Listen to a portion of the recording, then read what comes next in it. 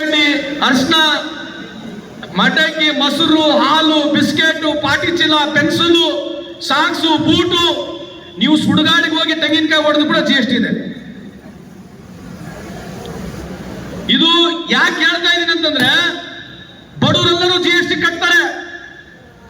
ಈ ದೇಶದಲ್ಲಿ ಪ್ರತಿಯೊಬ್ಬರು GST ಕಟ್ತಾರೆ, ಡೈರೆಕ್ಟ್ ಆಗಿ ಇಂಡೈರೆಕ್ಟ್ ಆಗಿ ಎಲ್ಲರೂ GST ಕಟ್ತಾರೆ.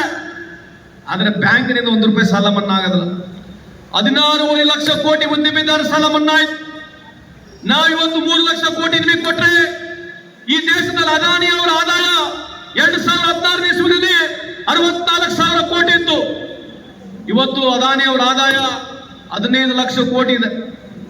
ಯಾರನ್ನ ಕೇಳ್ಬೋದ ಪತ್ರಿಕಾ ಮಾಧ್ಯಮದವರು?